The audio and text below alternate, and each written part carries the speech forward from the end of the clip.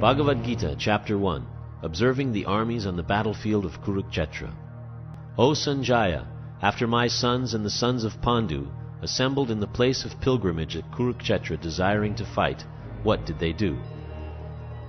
Sanjaya said, O king, after looking over the army arranged in military formation by the sons of Pandu, King Duryodhana went to his teacher and spoke the following words. O my teacher, behold the great army of the sons of Pandu, so expertly arranged by your intelligent disciple, the son of Drupada. Here in this army are many heroic bowmen, equal in fighting to Bhima and Arjuna, great fighters like Yudhana, Virata, and Drupada. There are also great heroic powerful fighters like Dhrishtaketu, Chekitana, Kasiraj, Purujit, Kuntibhoj, and Shaibya. There are the mighty Yadumanu, the very powerful Uttamaja, the son of Subhadra, and the sons of Draupadi.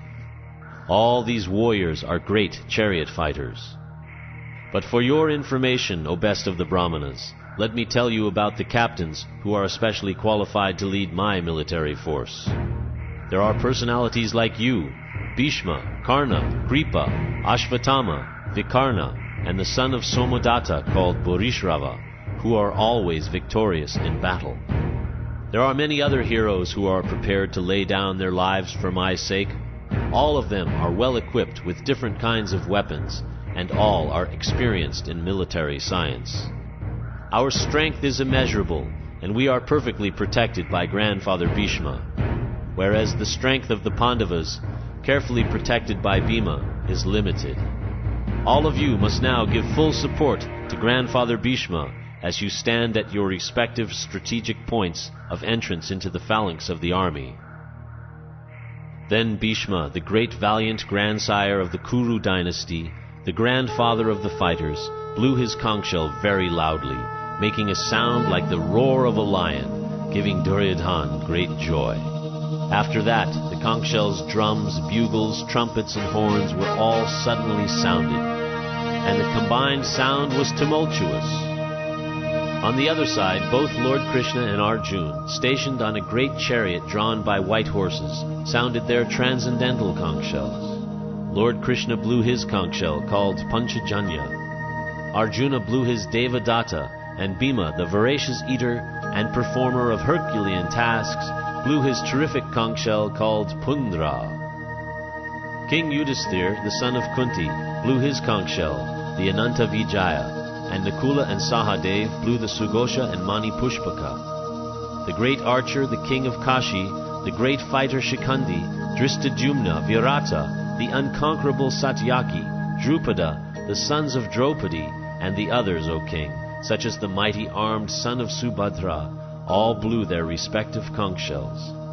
The blowing of these different conch shells became uproarious, vibrating both in the sky and on the earth. It shattered the hearts of the sons of Dhrtarastra. At that time Arjuna, the son of Pandu, seated in the chariot bearing the flag marked with Hanuman, took up his bow and prepared to shoot his arrows. O king, after looking at the sons of Dhritarashtra drawn in military array, Arjuna then spoke to Lord Krishna these words. Arjuna said, O infallible one, please draw my chariot between the two armies so that I may see those present here who desire to fight, and with whom I must contend in this great trial of arms. Let me see those who have come here to fight wishing to please the evil-minded son of Dhritarashtra. Sanjaya said, O descendant of Bharata, having thus been addressed by Arjuna, Lord Krishna drew up the fine chariot in the midst of the armies of both parties. In the presence of Bhishma, Drona, and all the other chieftains of the world, the Lord said, Just behold, Partha, all the Kurus assembled here." There Arjuna could see within the midst of the armies of both parties his fathers, grandfathers, teachers, maternal uncles, brothers, sons, grandsons, friends, and also his fathers-in-law and well-wishers. When the son of Kunti, Arjuna, saw these different grades of friends and relatives, he became overwhelmed with compassion and spoke thus. Arjuna said, "My dear Krishna, seeing my friends and relatives present before me in such a fighting spirit, I feel the limbs of my body quivering and my mouth drying up. My whole body is trembling, my hair is standing on end, my bow Gandiva is slipping from my hand, and my skin is burning. I am now unable to stand here any longer. I am forgetting myself, and my mind is reeling. I see only causes of misfortune, O Krishna, killer of the Keshi demon. I do not see how any good can come from killing my own kinsman in this battle. Nor can I, my dear Krishna, desire any subsequent victory, kingdom, or happiness. O Govinda, of what avail to us are a kingdom, happiness, or even life itself, when all those for whom we may desire them are now arrayed on this battlefield? O Madhusudana, when teachers, fathers, sons, grandfathers, maternal uncles, fathers-in-law, grandsons, brothers-in-law, and other relatives are ready to give up their lives and properties and are standing before me, why should I wish to kill them, even though they might otherwise kill me? O maintainer of all living entities, I am not prepared to fight with them, even in exchange for the 3 worlds, let alone this earth. What pleasure will we derive from killing the sons of Dhrtarastra?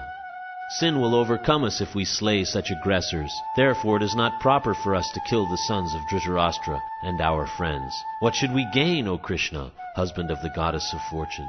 And how could we be happy by killing our own kinsmen? O Janardana, although these men, their hearts overtaken by greed, see no fault in killing one's family or quarreling with friends, why should we, who can see the crime in destroying a family, engage in these acts of sin?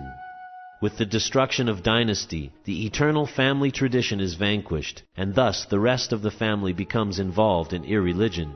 When irreligion is prominent in the family, O Krishna, the women of the family become polluted, and from the degradation of womanhood, O descendant of Vrishni, comes unwanted progeny.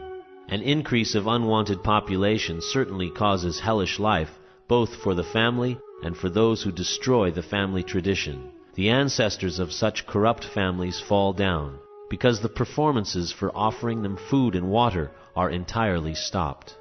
By the evil deeds of those who destroy the family tradition, and thus give rise to unwanted children, all kinds of community projects and family welfare activities are devastated. O Krishna, maintainer of the people, I have heard by disciplic succession that those who destroy family traditions dwell always in hell.